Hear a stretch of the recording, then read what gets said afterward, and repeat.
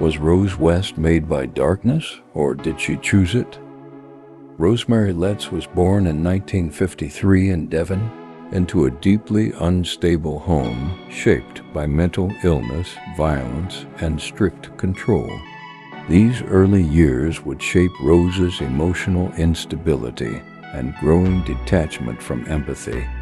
Rose grew up experiencing instability and emotional trauma, including her father's strict, obsessive control. Neighbors and relatives would later recall signs of neglect, emotional abuse, and behaviors suggesting she was deeply affected by her environment. When the family moved to Cheltenham, Rose struggled with school and social connections. She displayed increasing mood swings and troubling behavior, but no one intervened. She was already slipping into a pattern she wouldn't escape. Rose's behavior grew more erratic. She ran away from home repeatedly, often as an escape from her father's control. These early choices pulled her further into harm. Rose met Fred West in 1969. Fred, older and manipulative, quickly recognized her vulnerability. Their bond formed through control, dependence, and emotional manipulation. Within months, Rose became deeply entangled in Fred's world. Fred quickly isolated Rose from her family. He introduced her to his controlling behavior, jealousy, and volatile temper. Despite the warning signs, Rose became emotionally dependent on him, believing his attention gave her identity. When Rose moved in with Fred, she took on a parental role with his children from previous relationships. She was already acting beyond her age, shaped by manipulation and coercion.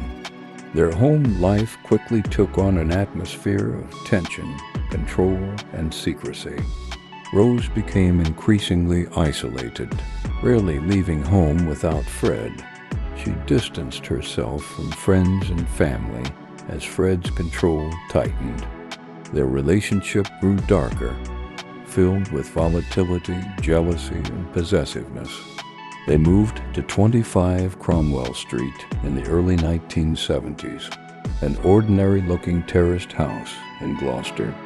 But behind closed doors, their lives became increasingly disturbed. The house would soon become central to one of Britain's darkest criminal histories. By the early 1970s, their behavior grew ever more disturbing as they reinforced each other's destructive impulses. Their home became a place defined by secrecy, authoritarian control, and emotional domination. Life inside Cromwell Street grew increasingly abusive. Fred's temper, Rose's volatility, and their shared disregard for boundaries created a violent household. The dysfunction inside remained unseen by the outside world. Rose became increasingly dominant in the home. She controlled finances, discipline, and daily life, often displaying sudden outbursts of anger. Witnesses later described her as unpredictable. Her assertiveness amplified the already toxic dynamics. In the early 1970s, young women, lodgers, and acquaintances entered the West's home. Many were vulnerable, seeking accommodation or work. The outwardly friendly couple presented their home as a safe space. Several of these visitors never left. Over the mid-1970s, several girls associated with the Wests disappeared. Some were lodgers, others acquaintances. Their disappearances were often dismissed as runaways, allowing the Wests to operate without scrutiny. While the upper floors appeared like any worn family home, the basement and cellars held an entirely different world. Sounds, secrecy, and restricted areas created an environment of fear. The Wests controlled every corner of their house. The West children lived in a controlled, oppressive environment. Their stories would later reveal emotional trauma and inconsistent discipline. Social workers visited, but the couple always avoided serious intervention through charm, manipulation, or lies.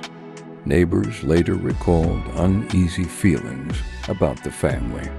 Loud arguments, strange noises, and frequent renovations raised suspicions, but no one connected the signs.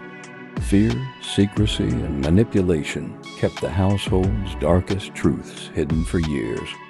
In public, Rose presented herself as a capable mother, friendly neighbor, and organized homemaker.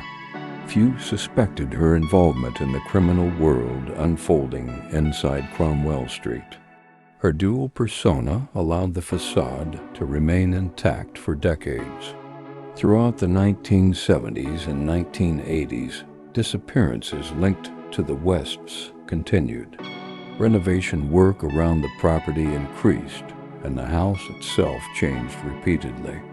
The family projected false normality to the outside world. By the 90s, tensions inside the home intensified.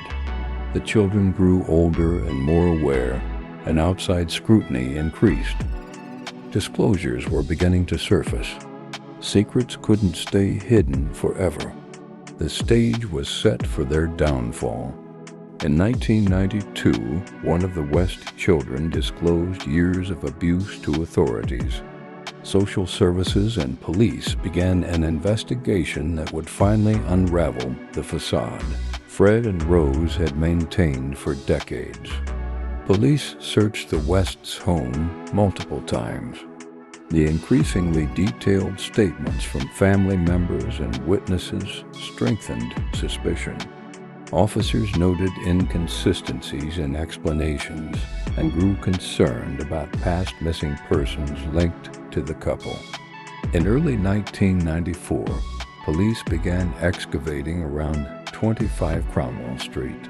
What they uncovered confirmed their worst fears. Multiple victims were recovered, finally revealing the scale of the crimes hidden beneath the family home. Police arrested Fred and Rose West on multiple charges relating to the victims discovered. The couple, once inseparable, now presented conflicting accounts. Rose denied everything. Fred tried to shift blame. Their once united front fractured instantly. During interviews, Fred confessed to multiple killings, offering details about disappearances spanning decades. Rose maintained her innocence. Fred's accounts, though inconsistent, provided crucial information that supported the investigation's direction. With mounting evidence, Rose was charged with multiple counts relating to murder. She continued to deny involvement, attempting to distance herself from Fred's actions. Police and prosecutors built their case through witness statements and forensic links. In January 1995, while awaiting trial, Fred West took his own life in prison.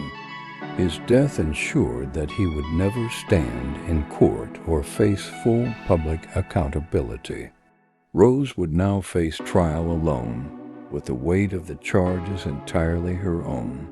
Rose West went to trial.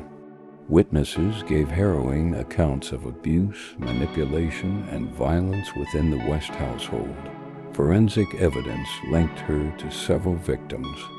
Throughout the trial, she remained stoic, rarely showing emotion. Rose West was found guilty of multiple murders and sentenced to life imprisonment with no possibility of parole. The judge described her actions as truly appalling. The verdict brought long-awaited justice for the victims and their families.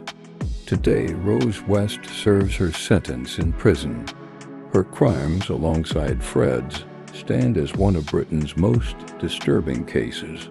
The legacy of Cromwell Street remains a stark reminder of how hidden violence can thrive behind ordinary walls, and how long silence can last before the truth finally emerges.